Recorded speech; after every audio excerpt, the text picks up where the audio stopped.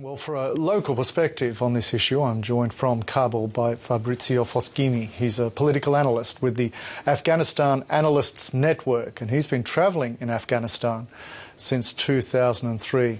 Fabrizio Foschini, thanks very much for your time. What's been the reaction there in Kabul to this latest incident of a man in an Afghan army uniform killing coalition troops, in this case Australian troops? Well, first of all, let me express my condolences for the sad loss of life. I think that Kabul, unfortunately, and the foreign troops here have been accustomed during the last weeks to an increased frequency in these kind of incidents.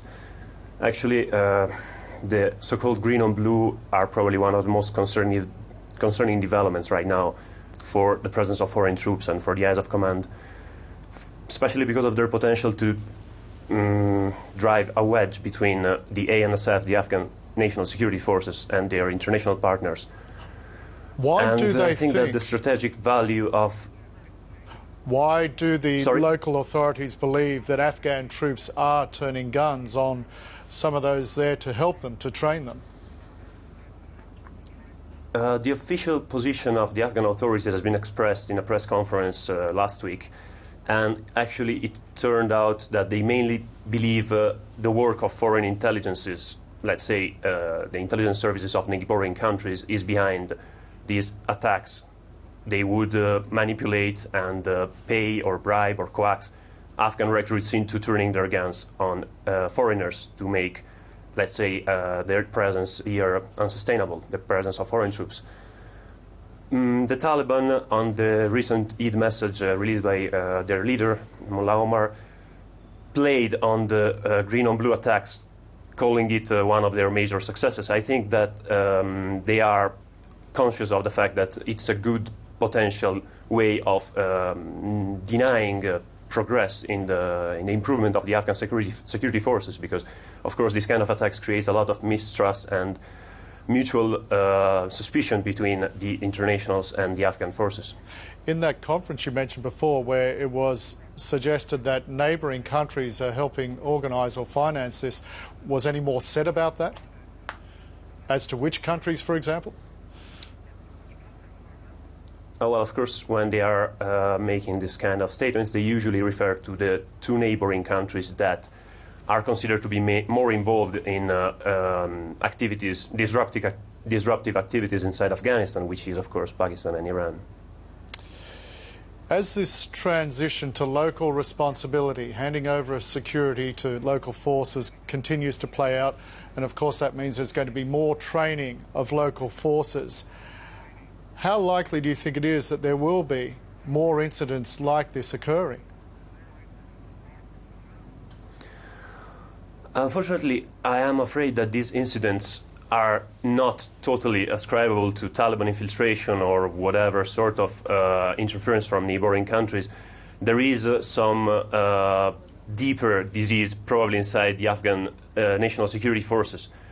We have instances, of course, that have been properly investigated, and it has been ascertained that the perpetrator had been in contact with the Taliban and had acted, let's say, in a concerted way.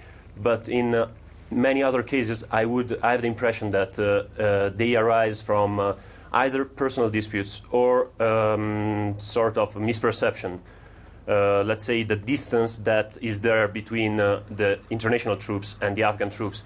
We shouldn't forget that ANSF, the Afghan National Security Forces, are under a lot of war stress as much and probably more than the international troops. In fact, I mean, one of the things that have not been achieved, in my view, in creating strong Afghan security forces is improving their status in society, their, let's say, life conditions. I mean, they risk their lives for low salaries. They are often badly guided by their officers. They don't have proper cadres, and they lack or they are unable to attain proper training. This creates a lot of frustration, and of course the presence of foreign troops is always, unfortunately, in such a situation, which is lasting for more than 10 years now, is due to become a catalyst for acts of outbursts of violence, I would say. What more, therefore, can be done to lower the numbers of these so-called insider killings and at the same time lift the morale and self-confidence of the local forces?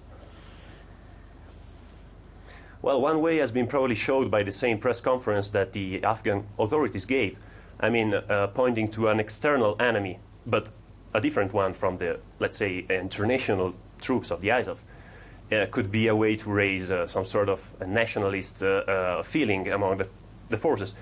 I would say that it would be better also to try and improve the conditions in which the ANSF are working all over the country, and try and reduce the sort of try and raise the quality of the recruitment, the quality of the vetting, the quality of the training, and their own morale, their own esprit de corps, the corps spirit. I mean, the corps morale.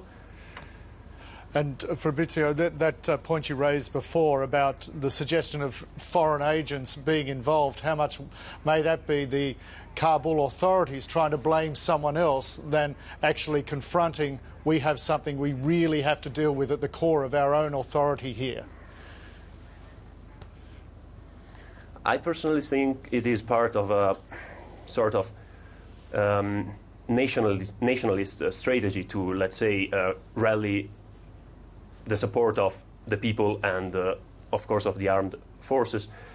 There could be something true. I mean, there is definitely something true about some sort of support that insurgents receive from foreign countries. So in a very indirect way, we can say that it is true what they said, but I wouldn't say that it is the primary reason. How much do these for this kind of attacks to happen? How much do these incidents undermine confidence and trust among the Afghan people in the ability, in the very near future, of their own local forces to protect them?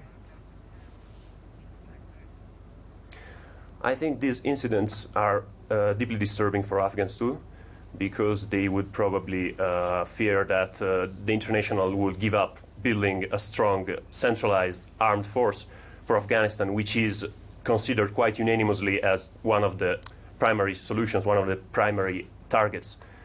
I also think that these concerns go together with concerns about a sort of delocalization of the monopoly of power, with the creation of militia-like units with a very shaky degree of accountability towards the central government, like the Afghan local police, or even more, I mean, murkier sort of militias. All these concerns are present indeed among Afghan population, civilians included, and civil society. Analyst Fabrizio Foschini there in Kabul. Thanks very much for your time and perspective tonight. Thank you.